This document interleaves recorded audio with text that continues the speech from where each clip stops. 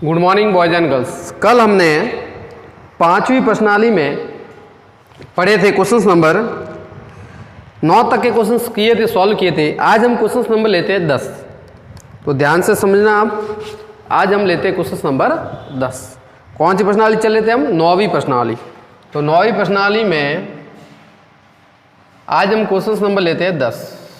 देखो questions number 10 क्या है? सिद्ध कीजिए कि बिंदु 1 1 -2 और 7 और 3 और -3 सरेख है। क्या कहा है कि बिंदु 1 1 -2 और 7 ये सारे बिंदु है, और 3 और -3 ये क्या है? सरेख है। ये हमें सिद्ध करना है। सरेख का मतलब होता है एक ही रेखा पर स्थित और जिनका क्षेत्रफल क्या होता है? शून्य होता है। कोई भी सरेख होता है तो उसका क्षेत्रफल क्या होता है? शून्य होता है। और सरेख का मतलब एक ही रेखा पर स्थित। आई बात समझ में? अब हम कैसे पता करेंगे ये तीनों बिंदु सरेख है? तो देखो हम सॉल्व करते हैं। किस तरीके से हम पता करेंगे ये तीनों बिंदु क्या है? सरेख है। तो किस तरीके से हमें पता करना है, ध्यान देना कि सरेख होंगे तो क्या करना है कि तीनों बिंदु एक ही क्रम में है, एक ही रेखा पर स्थित है। तो मान लिया ये A है, ये मान लिया मैंने B है, और ये मान लिया मैंने C है। ये सरेख है, एक ही रेखा पर स्थित है। A की वैल्यू मैंने बताई तो 1 और 1 है, B का मान -2 और 7 है, और C के जो निर्देशांक है वो 3 और -3 है।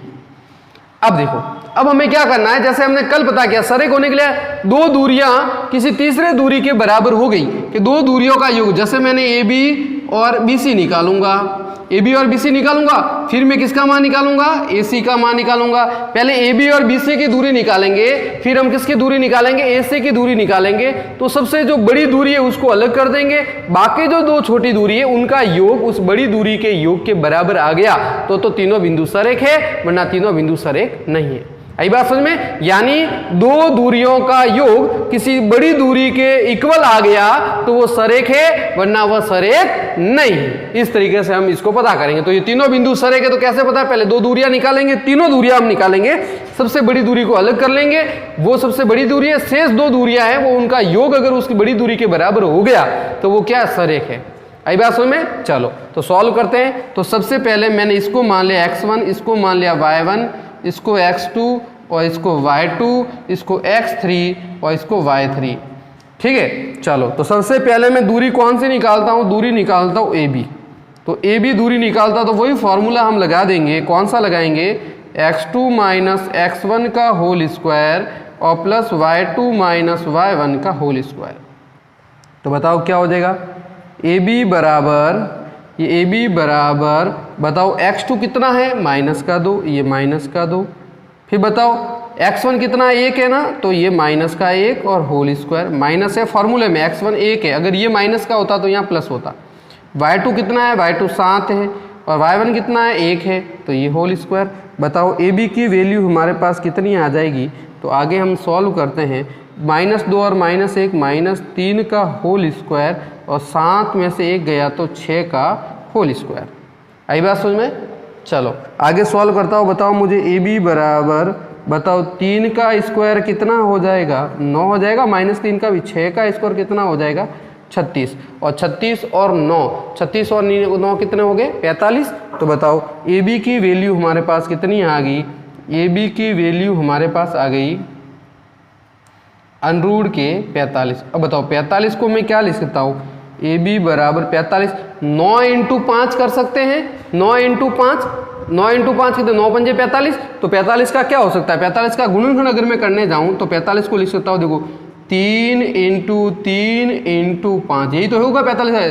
3 का 3 से गुणा 9, और 9 × 5 = 45। तो बताओ 3 का एक जोड़ा बन गया। इसका मतलब AB बराबर क्या आ गया? बताओ 3 बाहर आ गया और 5 का जोड़ा नहीं बन रहा, इसलिए 5 अंदर। तो AB की वैल्यू कितनी आई? AB 3 √5। कितना मान आ गया? AB बराबर 3 √5। अब मैं क्या निकाल देता हूँ? BC निकाल लेता हूँ। चलो अब मैं BC की वैल्यू पता करता हूँ। देखो BC अब देखो BC की जब हम बात करेंगे तो BC की बात करेंगे तो बताओ क्या होगा? x3 में से x2 जाएगा और y3 में से y2 जाएगा। तो बताओ क्या लिख देता हूँ? x3 - x2 का होल स्क्वायर और प्लस y3 माइनस y2 का होल स्क्वायर। आई बात समझ में? तो बताओ BC बराबर बताओ क्या हो जाएगा, x3 कितना है अपने पास 3 है, 3 में से -2 घटाना है। देखो तो ये तो मैंने लिख दिया 3, ये 3 लिखा। अब देखो x2 की वैल्यू क्या है, माइनस में है ना, और सूत्र में माइनस और है, तो माइनस माइनस क्या हो जाएगा, प्लस हो जाएगा। तो यहाँ प्लस क्या हो जाएगा 2 और प्लस 2 का होल स्क्वायर। बताओ y3 कितना, -3, -3 में से 7 घटाना है, कोई प्रॉब्लम नहीं। पीछे वाला मान माइनस में नहीं होना चाहिए, पीछे वाला मान अगर माइनस में हुआ तो यहाँ प्लस हो जाएगा। तो 7 तो प्लस का ही है ना, तो -3 -7 का होल स्क्वायर। बताओ BC बराबर क्या हो जाएगा, 3 और 2 कितने हो गए 5, तो 5 का होल स्क्वायर, और ये -10 का होल स्क्वायर।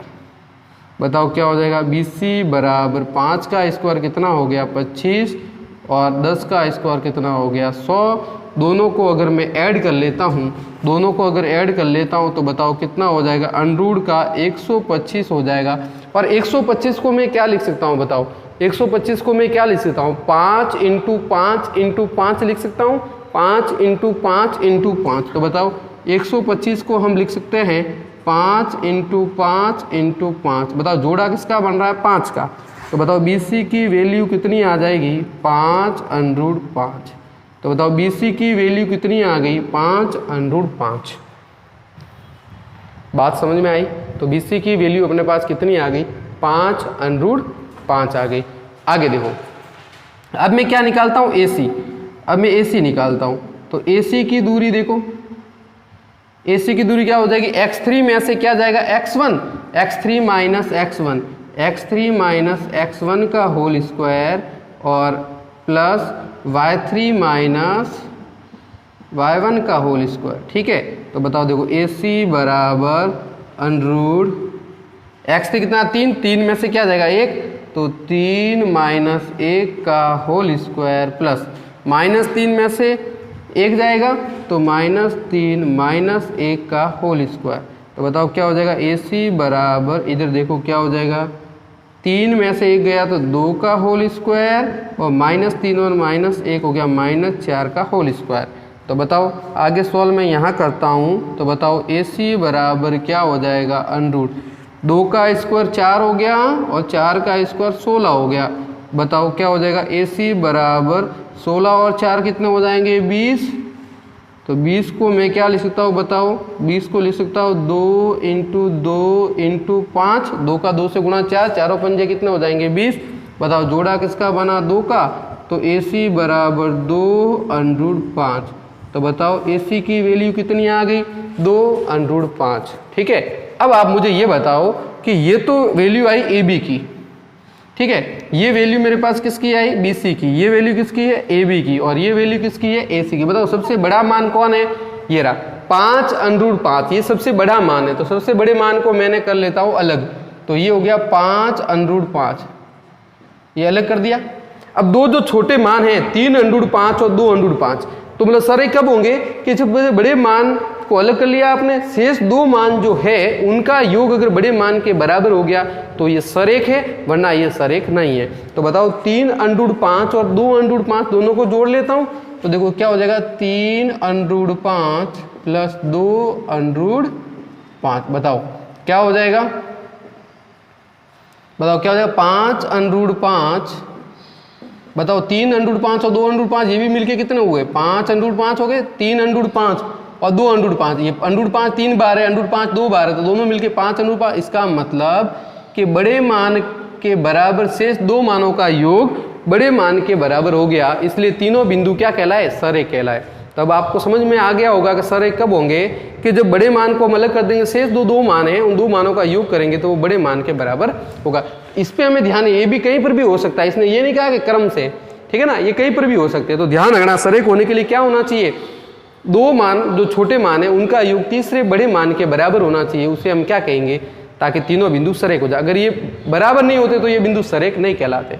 आई बात समझ में? कल हमने समकोण त्रिभुज में क्या पढ़ा था कि बड़े का वर्ग शेष 2 के वर्गों के योग के बराबर हो तो वो समकोण त्रिभुज, और सरेख में क्या है, 2 छोटे मानों का योग बड़े मान के अगर बराबर आ गया, छोटे मानों का योग बड़े मान के बराबर आ गया तो वो सरेख। और समकोण में क्या है, बड़े का वर्ग यानी कर्ण का वर्ग शेष 2 भुजाओं के वर्ग के योग के बराबर हो तो वो समकोण त्रिभुज कहलाएगा। तो इस तरीके से ये हमने क्या पता कर लिया, सरेख पता कर लिया। चलो तो इसको मैं मिटा देता हूँ।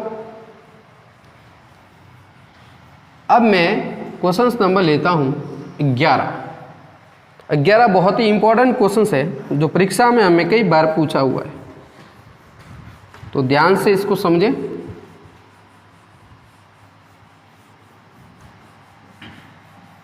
देखो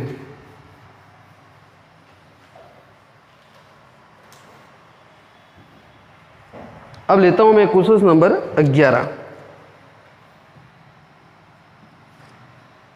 क्वेश्चन नंबर 11, अब ध्यान से देखो क्वेश्चन नंबर 11 क्या है।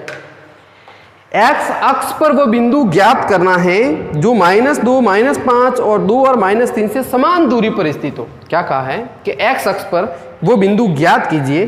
किस पर ज्ञात करना है, मैं प्रश्न लिख देता हूं। एक्स अक्ष पर वह बिंदु ज्ञात कीजिए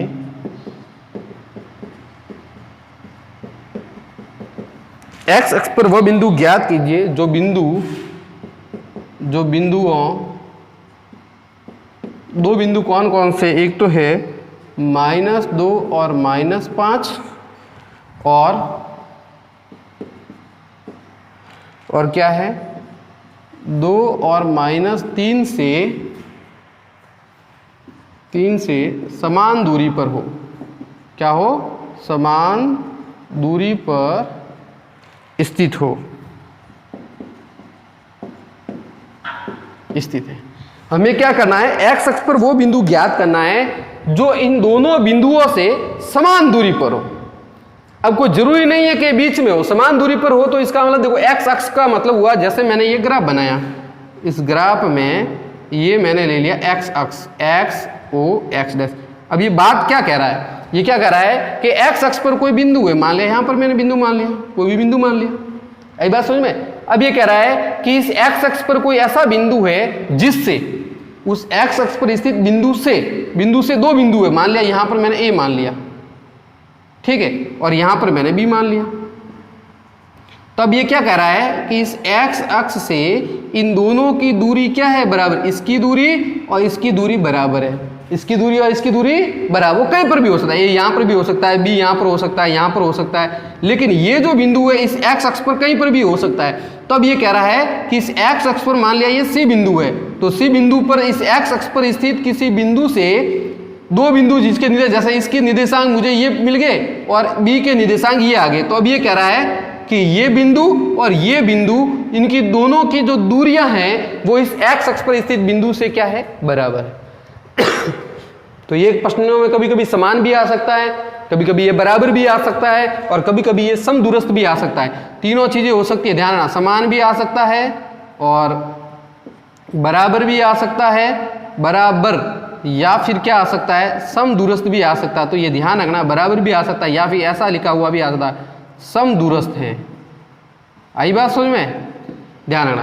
तो समान दूरी पर स्थित है, बराबर दूरी पर स्थित है या समदूरस्थ स्थित है, मतलब एक्स अक्ष पर कोई एक बिंदु है जिससे अन्य दो जो बिंदु है जो उस ग्राफ में कहीं पर है वो इससे बराबर दूरी पर है, मतलब ये बी की दूरी इससे और इस ए की दूरी इससे बराबर है। लेकिन ये फिक्स नहीं है कि ये इसके बीच वाला पॉइंट है, ऐसा कोई जरूरी नहीं है कि ये इसका बीच वाला पॉइंट है, ऐसा कोई जरूरी नहीं है कि इसके मध्य में होता तो यहां आता ना, मध्य में होता तो यहां आता इनके बीच में, लेकिन ऐसा कोई जरूरी नहीं है कि मध्य में। ये तो कहां पर है, एक्स अक्ष पर, इस एक्स वाली लाइन पर कभी यहां बिंदु है और वो ए वो बी से क्या है, बराबर दूरी पर स्थित है। तो बताओ, अब मैं आपको इसको सॉल्व करता हूं, तो मुझे ध्यान से बताना, मुझे जैसे मैंने ये किया, सॉल्व करता हूं, मैं ऐसे लिख देता हूं, ये कोई मध्य में नहीं है, ये ए और ये बी है और ये सी बिंदु है, मान लिया ये एक्स अक्ष पर है, ठीक है। ए की वैल्यू कितनी है हमारे पास, -2 और -5। बताओ बी की वैल्यू हमारे पास कितनी है, 2 और -3। ये मैंने इसी तरीके से लिखा है, ध्यान रखना, ये कोई बीच में बिंदु नहीं है, ये तो वो एक्स अक्ष पर है, वो मैंने आपको ग्राफ के पास में समझा दिया है। अब सी की वैल्यू देखो, सी का क्या कहा है, एक्स अक्ष पर वो बिंदु, इस सी के हमें निर्देशांक ज्ञात करने हैं, सी के निर्देशांक हमें ज्ञात करने हैं। क्या कहा, एक्स अक्ष पर वो बिंदु ज्ञात कीजिए, मतलब वो बिंदु हमने सी मान लिया, तो इस सी के निर्देशांक हमें ज्ञात करने हैं जिससे ए वो बी क्या हो, बराबर दूरी पर स्थित हो, मतलब ए बी की दूरी सी से और ए की दूरी सी से क्या हो, बराबर हो।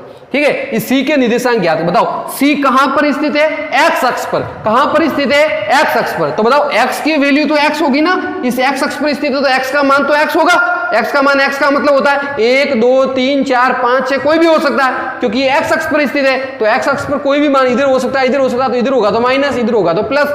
तो एक्स अक्ष पर तो इसकी एक्स की वैल्यू क्या हो जाएगी, एक्स हो जाएगी। हमें पता नहीं है पहले कितना मान है, वो तो हमें ज्ञात करके पता चलेगा। बताओ y की वैल्यू क्या होगी। अरे भाई x अक्ष पर स्थित है तो x अक्ष पर y का मान तो क्या हो जाएगा, 0। y का मान क्या हो जाएगा, 0। x अक्ष पर अगर कोई बिंदु है तो उसके x के लिए तो x ही वैल्यू होगी। x की वैल्यू का मतलब 1 2 3 4 -1 -2 कोई भी हो सकता है, हमें पता नहीं है अभी तक। लेकिन y का वैल्यू तो हमेशा 0 ही होगी। y का मान तो क्या होगा, 0, क्योंकि x अक्ष पर स्थित है। तो भाई x के इस बिंदु, जैसे मान लिया ये 1 पर है तो मैं 1 लिखूंगा, तो y का मान क्या लिखूंगा, y का मान तो 0 ही तो लिखूंगा। तो इसका मतलब हुआ ये x की वैल्यू तो कुछ भी हो सकती है, कुछ भी हो सकती है, लेकिन y की वैल्यू हमेशा क्या होगी, 0 ही होगी। तो कोई बिंदु x अक्ष पर स्थित है तो उसके लिए x का मान x और y का मान 0। आई बात समझ में। तो इसके x का मान तो x हो जाएगा, y का मान 0। अब हमें इस x की वैल्यू पता करनी है कि ये x क्या है, ताकि हमें इस बिंदु का पता चल जाए, स्थिति हमें पता चल जाए। ध्यान रखना, अगर यहां लिखा आता है yx तो ध्यान, y का मान तो y हो जाएगा और x की वैल्यू 0 हो जाएगी। अगर x अक्ष पर स्थित है तो x का मान x और y का मान 0, और अगर y अक्ष पर स्थित है तो y का मान तो y का मान कुछ भी हो सकता है, लेकिन x की वैल्यू 0 होगी। तो ध्यान रखना मुझे। चलो अब इसको हम सॉल्व करते हैं। बताओ, अब मुझे बताओ, देखो AC और BC तो बराबर है, AC और BC तो क्या है, बराबर है। यही तो कहा हमने, क्या कहा है कि C बिंदु से A की दूरी और C बिंदु से B की दूरी बराबर है। तो AC और BC बराबर लिख दिया, दूरी बराबर है तो मैं दूरी सूत्र लगा दूंगा। बताओ, इधर भी दूरी सूत्र लगा दूं और इधर भी क्या लगा देता हूं, दूरी सूत्र लगा देता हूं। आई बात सुन में। बताओ, ये हो गया x1, ये हो गया y1, इसके लिए ये x2 और ये हो गया y2, ये हो गया x3 और ये हो गया y3। बताओ, पहले AC की दूरी ज्ञात करनी है तो क्या हो जाएगा, x2 माइनस x1, ये हो गया x2 माइनस x1 का होल स्क्वायर और प्लस y2 माइनस y1 का होल स्क्वायर। बताओ BC के लिए क्या होगा, BC x3 में से x2 जाएगा तो बताओ क्या हो जाएगा, x3 माइनस x2 का होल स्क्वायर और प्लस y3 माइनस y2 का होल स्क्वायर। अरे बात समझ में आ गई, x3 माइनस x2 का whole square, y3 minus y2 का होल स्क्वायर। चलो तो यहाँ AC की दूरी, तो AC के मान लिख देते। बताओ ये x2 कितना है हमारे पास, ये x2 कितना है, x2 x है, ये x। बताओ ये मान माइनस में है, ये मान माइनस, तो यहाँ माइनस है, यहाँ माइनस है, तो ये मान माइनस में x1, तो बताओ क्या हो जाएगा, प्लस हो जाएगा, प्लस 2 का क्या हो जाएगा, होल स्क्वायर। बताओ y2 कितना है, 0। बताओ ये मान माइनस में है, y1 का मान माइनस में है तो क्या हो जाएगा, प्लस हो जाएगा, क्योंकि माइनस यहाँ पर भी है, माइनस यहाँ पर भी है तो प्लस हो जाएगा, ये स्क्वायर हो गया बराबर। इधर देखो x3 का मान कितना है, 2 है, x2 का मान कितना है, x है, तो 2 माइनस x का क्या हो जाएगा, होल स्क्वायर। प्लस बताओ y3 का मान कितना है, -3 है, y2 का मान कितना है, 0 है, तो ये 0, ये हो गया होल स्क्वायर। आगे सॉल्व करते हैं। बताओ इसको मैं मिटा देता हूँ, इसको मिटा देता हूँ। बताओ आगे हम सॉल्व करते हैं तो मैं दोनों तरफ क्या कर देता हूँ, वर्ग कर देता हूँ ना, दोनों तरफ वर्ग कर लेता हूँ, दोनों तरफ वर्ग करने पर, दोनों तरफ वर्ग क्यों किया, इधर भी मैं वर्ग कर लेता हूं, इधर भी वर्ग कर लेता हूं, स्क्वायर करूंगा तो ये अंडरूट क्या हो जाएगा, हट जाएगा। भाई अंडरूट का स्क्वायर करते ही अंडरूट क्या हो जाता है, हट जाता है। तो इन दोनों अंडरूट को हटाने के लिए मैं क्या करता हूं, दोनों तरफ वर्ग करूंगा तो ये अंडरूट दोनों का हट जाएगा और सिर्फ क्या रहेगा, x प्लस 2 का होल स्क्वायर और फिर रहेगा प्लस 0 प्लस 5 का होल स्क्वायर। बराबर में क्या रहेगा, बराबर में रह जाएगा 2 माइनस एक्स का होल स्क्वायर और प्लस क्या हो जाएगा, -3 और -0 का होल स्क्वायर। अरे बात समझ में आ गई। दोनों तरफ वर्ग कर लिया तो अंडरूट क्या हो गया, हट गया। अंडरूट हटते ही ये क्या हो जाएंगे, ओपन हो जाएंगे, ध्यान रखना। अब इसको फार्मूला देखो सॉल्व करता हूँ। x प्लस 2 का होल स्क्वायर है तो कौन सा फार्मूला लगाऊं, a square plus 2ab plus b square वाला फार्मूला लगा दूं, ध्यान रखना। तो क्या हो जाएगा, यहाँ पर फार्मूला कौन सा लगा रहा हूँ मैं, देखो यहाँ पर x प्लस 2 की जगह में कौन सा फार्मूला लगा रहा हूँ, ये वाला फार्मूला लगा। दोनों फार्मूला ये यूज करूंगा। देखो एक तो a प्लस b का होल स्क्वायर बराबर a square plus 2ab plus b square. बताओ सेकंड वाला यहाँ माइनस आएगा तो माइनस वाला कौन सा फॉर्मूला, a माइनस बी का होल स्क्वायर बराबर a square minus 2ab plus b square.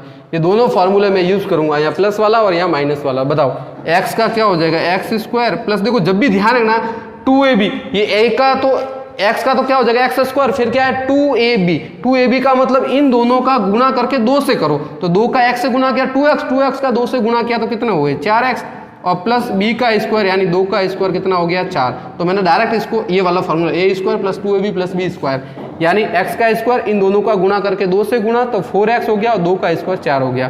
Plus बताओ 0 में 5 जोड़ूंगा तो 5 हो जाएगा और 5 का स्क्वायर कितना हो गया 25 बराबर। यहाँ क्या हो जाएगा, देखो a का स्क्वायर यानी 4 मान इन दोनों का गुणा करके 2 से गुणा तो 2 का x से गुणा 2x का 2 से गुणा कितना हो जाएगा 4, ये माइनस है इसलिए माइनस वाला फॉर्मूला लगेगा। प्लस b का स्क्वायर यानी b क्या है x है तो x का स्क्वायर, ठीक है।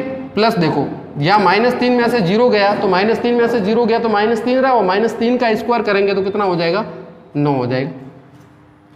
-3 का -3 से गुणा करेंगे तो प्लस का 9 हो जाएगा, ठीक है। अब देखो जो कटते हैं वो काट देते हैं, बराबर में दोनों तरफ एक जैसे जो पद है वो कट जाएंगे, एक जैसे पद है वो कट जाएंगे। बताओ एक्स स्क्वायर इधर भी प्लस का है, एक्स स्क्वायर इधर भी प्लस का है, कैंसिल हो गया। बताओ 4 क्या है इधर प्लस का, इधर भी 4 क्या है प्लस का, ये कैंसिल हो गया। बताओ अब नहीं कटेगा कोई, क्योंकि यहाँ 4x प्लस का है, यहाँ 4x माइनस का है तो ये नहीं कटेगा। तो बताओ 4x को इधर भेज दूं तो देखो ये हो गया 4x और ये माइनस का 4x इधर आ गया तो ये भी हो गया प्लस का 4x। x को पास में लाया, 4x तो पहले से था, ये माइनस का 4x भी इधर आ गया। बताओ 9 उधर है 9 इधर है, ये 25 उधर भेज दूं तो क्या हो जाएंगे माइनस के 25 हो जाएंगे। 4x और 4x कितना हो गए 8x, 25 में से 9 गए तो बताओ कितने रहे माइनस के 16, माइनस के 16 रहे तो 8 को 16 से भाग दिया तो कितना हुए 2।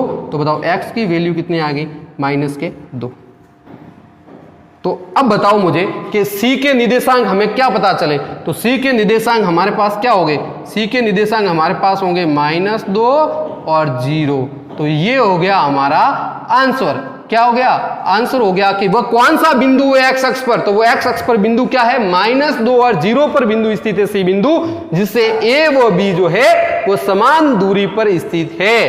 क्या है समान दूरी पर स्थित है। मतलब मैं यहाँ x की वैल्यू को अगर मैं -2 रखूंगा और यहाँ पर भी x की वैल्यू को -2 रखूंगा तो इन दोनों के जो मान हैं वो बराबर आ जाएंगे। क्या आ जाएंगे बराबर। तो किस बिंदु से, x अक्ष पर वो बिंदु क्या है -2 और 0, -2 0 वह बिंदु है जहां से इसकी और इसकी दूरी बराबर है। बात समझ में। तो इस तरीके से हमने ये क्वेश्चंस कर लिया। तो ध्यान ये रखना है कि एक्स अक्ष पर का कोई हमें पूछे सवाल, किसी से भी पूछो, जब भी आपके पास एक्स अक्ष की बात की जाती है तो एक्स अक्ष पर एक्स की वैल्यू एक्स रहेगी और वाई की वैल्यू क्या हो जाएगी 0। और जब आपके पास वाई अक्ष की बात की जाती है तो वाई अक्ष में वाई का मान तो वाई रहेगा और एक्स की वैल्यू वहां पर 0 हो जाएगी। ये थोड़ा हमें ध्यान रखना है। चलो तो ये हो गया क्वेश्चन। अब सवाल क्या, समान दूरी पे पूछ सकते हैं, बराबर दूरी आ सकता है या समदूरस्थ आता है। 3 तरीके से इसको क्वेश्चंस को सॉल्व करने के लिए हमें कह सकते हैं। तो ये क्वेश्चन नंबर हो गया हमारे पास 11।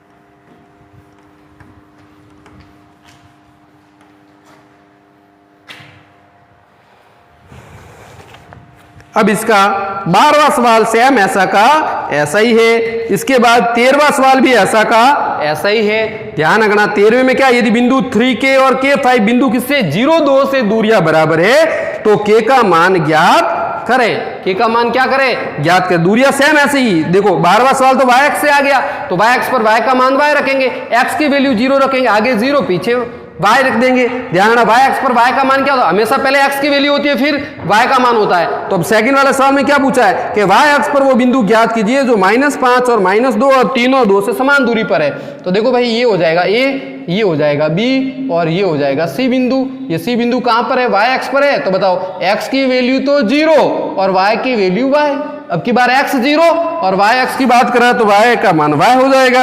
अब बिंदु ये कितने हैं, ये -5 और -2 है, और ये कितना है, ये कितना है 3 और 2 है, और समान दूरी सेम वैसा का वैसा AC किसके बराबर है, BC के बराबर है। तो जैसे मैंने किया सेम वैसे के वैसे आपको इसको सॉल्व करना है, ठीक है। चलो अब की बार y x से आया तो ध्यान रखना हमेशा पहले x की वैल्यू होती है फिर y की वैल्यू होती है, तो x की वैल्यू 0, y का मान y। अब देखो अगला क्या है, 13वां क्वेश्चन भी आप सॉल्व कर सकते हो। 13वें क्वेश्चन में कुछ नहीं है, क्या कहा, यदि बिंदु 3K और K5, क्या कहा है 3K बिंदु A मान लिया, ये B मान लिया, और ये बिंदु मैंने C मान लिया। बताओ बिंदु 3K 3 और K, 3 और K, और बिंदु K और 5, बिंदु K और 5, बिंदु क्या है K और 5 है। ये किससे बराबर है, बिंदु 3K और K5 से बिंदु 0,2 की दूरियां बराबर है। बिंदु 3K और K5 से बिंदु किसकी 0,2 की दूरियां बराबर है, 0,2 की दूरियां बराबर है, मतलब इस बिंदु से इसकी दूरी और इसकी दूरी बराबर है। मतलब बिंदु 3K और K5 से, बिंदु 3K और K5 से 0,2 की दूरियां क्या है, बराबर, यानी वो सेम वही सवाल AC और BC। अब ये कहां पर स्थित है, आपको पता चल गया होगा, ये कहां पर स्थित है, ये स्थित है y अक्ष पर, क्योंकि y का मान दिया हुआ। अब ये दिया, अब हमें ये दिया हुआ है, इन दोनों में k की वैल्यू हमें ज्ञात करनी है, तो सेम वैसा ही करना है, AC बराबर BC, और वही सेम जो अगले सवाल मैंने किया है 10वां क्वेश्चन जो किया है, या 11वां, हाँ 11वां क्वेश्चन जो किया है सेम उसके जैसा का जैसा है। तो क्या आ जाएगी, यहाँ आ जाएगी k की वैल्यू, किसकी वैल्यू आ जाएगी, k की वैल्यू आ जाएगी। समझ गए। चलो अब मैं आपको क्या करता हूं, अब मैं सबसे पहले आपको एक और फॉर्मूला बेस समझा दूं, क्योंकि अगला सवाल जब हम करेंगे तो हमें फॉर्मूला चाहिएगा। देखो जब भी हमें फॉर्मूला कहेंगे तो अब ध्यान रखना है कि अगर कोई हमारे पास मूल बिंदु हो, क्या हो, मूल बिंदु, मूल बिंदु से हमें दूरी पूछे, मूल बिंदु से दूरी, मूल बिंदु से, अगर हमें मूल बिंदु से कोई दूरी ज्ञात करनी हो दो बिंदुओं की, मतलब दो बिंदु हमारे पास है उसमें से एक बिंदु मूल बिंदु है, दो बिंदु हमारे पास है उसमें से एक बिंदु क्या है, मूल बिंदु। जैसे मान लिया मेरे पास A और B है, A और B दूरी है, इसमें से A बिंदु है वो 0, 0 है, मतलब मूल बिंदु हो गया, और दूसरा बिंदु है वो 3 और 4 है, 3 और 4 है। आई बात समझ में, एक बिंदु तो 0, 0 है, दूसरा बिंदु 3 और 4 है। यानी अगर मूल बिंदु से आपको किसी बिंदु की दूरी ज्ञात करनी है, देखो क्या कहा है, मूल बिंदु से अगर किसी बिंदु की दूरी ज्ञात करनी है, एक बिंदु, दो बिंदु आपके पास है, उसमें से एक बिंदु मूल बिंदु है और दूसरा बिंदु का कोई भी आपके पास निर्देशांक मान दिया हुआ है, तो इन दोनों के बीच की आपको दूरी ज्ञात करनी है, तो मूल बिंदु से दूरी का फॉर्मूला आप डायरेक्ट लगा सकते हो, क्या, x² + y²। क्या लगा सकते हो, x² + y², क्योंकि ये नेक्स्ट क्वेश्चन में आएगा, इसलिए मैं पहले इसको समझा देता हूं। तो मूल बिंदु से अगर कोई दूरी पूछे तो डायरेक्ट x² + y²। अब आप ये बताओ कि सर ये x और y रखना किसका मान है, ये x और y आया कहां से, कौन सा मान है। तो ध्यान रखना इन दोनों बिंदुओं के अंदर जो ये 0, 0 है उसको हमें कोई नहीं देना, ये सेकंड वाला जो मान है ये x है हमारे पास, और ये क्या है, y। यानी जो x की वैल्यू है वो कितनी है, ये 3 है, और y की वैल्यू कितनी है, 4। इन दोनों का ही मान रख के हमें इसको सॉल्व करना है। अगर एक बिंदु मूल बिंदु हो तो फॉर्मूला सीधा क्या लगाएंगे, x² + y²। ये x² + y² कौन होंगे, दूसरे बिंदु के निर्देशांक होंगे, मूल बिंदु को छोड़ के दूसरा जो बिंदु है उसके निर्देशांक होंगे x और y। अब ये आया कहां से, तो उसी फॉर्मूले से आया है, दूरी तो वैसे के वैसे ही है। देखो कैसे, अगर मुझे ये एक मूल बिंदु दिया हुआ है और मैं वो पहले वाला फॉर्मूला लगाऊं, देखो ये 0 और ये 0, और ये मैंने लिखा 3 और 4। देखना ये फॉर्मूला से हम दूरी कैसे ज्ञात कर रहे थे, ये भी दूरी सूत्र लगा रहे थे। दूरी सूत्र क्या था हमारे पास, बताओ, x2 - x1 का whole square plus y2 - y1 का होल स्क्वायर। ये फॉर्मूला कहां से आया, तो देखो यही तो दूरी निकाली हमने। तो बताओ ए बी बराबर, बताओ इसमें x2 कौन है, ये तो x1 हो गया, ये y1 हो गया, ये x2 हो गया, ये y2। बताओ 3 में से 0 गया, ये 3 में से 0 गया, होल स्क्वायर। बताओ y2 - 4 में से 0 गया, ये स्क्वायर। अरे बताओ आगे क्या हो गया, ए बी बराबर 3 में से 0 गया तो 3 का स्क्वायर, और 4 में से 0 गया तो 4 का स्क्वायर। तो बात तो वही आई ना, 3 का स्क्वायर और 4 का स्क्वायर। भाई 0 का तो कुछ पता मतलब ही नहीं है ना, सिर्फ क्या हुआ 3 और 4। तो ये तो मैंने कहा था कि इसको x मान लो, इसको y मान लो और इसका स्क्वायर कर लो तो मूल बिंदु से दूरी आ जाएगी। अब मुझे इसमें मान ज्ञात करना, मुझे डायरेक्ट फॉर्मूला, अगर ये बड़ा वाला मैं नहीं लगाता, ये वाला नहीं लगा, तो बात तो इसमें लास्ट में क्या आया, 3 स्क्वायर प्लस 4 स्क्वायर आया, फार्मूला हमने ये लगाया। तो मूल बिंदु जब भी आएगा तो देखो, अब मैंने आपको क्या कहा था कि इसको x मानना था, इसको y, तो डायरेक्ट में लगा था, मुझे पता चल गया कि एक मूल बिंदु है और दूसरे के निर्देशांक दिए हुए, तो मुझे सिर्फ दूसरे के निर्देशांक का स्क्वायर करना, तो दूरी उनके बीच में आ जाती।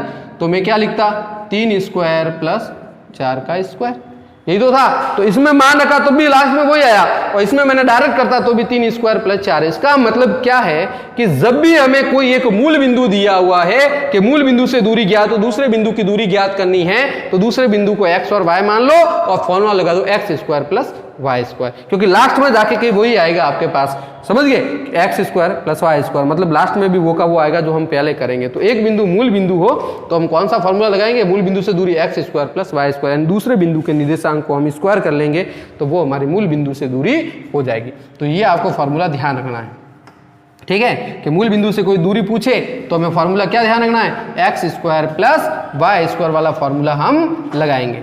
समझ गए, मिटा दूं इसको। चलो, तो अब ये क्वेश्चंस जो है आप 2 क्वेश्चन इसके सॉल्व करोगे और अगला क्वेश्चन जो है वो मैं इसी बेस पे मूल बिंदु से दूरी वाला फॉर्मूला होगा तो वो हम उसके बाद लेंगे। तो कल हम करेंगे क्वेश्चंस कौन सा, एक तो 14वां करेंगे और एक 15वां करेंगे। आपको 12वां 13वां क्वेश्चन सॉल्व करना है, अच्छी तरीके से समझ लेना है। अगर वहां पर कोई इक्वेशन वगैरह आए, कोई जैसे द्विघात समीकरण भी हो सकता है, जब आप इसको सॉल्व करोगे तो कोई द्विघात समीकरण बन सकता है। द्विघात समीकरण बनेगा तो द्विघात समीकरण को उसी तरीके से टुकड़े तोड़ने, पहले पद अंतिम पद का गुणा, जोड़ने घटाने, बीच वाला पद। तो ये ध्यान रखना है कि द्विघात समीकरण अगर हमें बढ़ता है, अगर भाई जैसे 12वां और 13वां सॉल्व करोगे और वहां पर कोई द्विघात समीकरण बनता है तो द्विघात समीकरण को उसी तरीके से सॉल्व करना है। कैसे, इस पहले पद अंतिम पद का गुणा, जोड़ने घटाने, बीच वाला पद।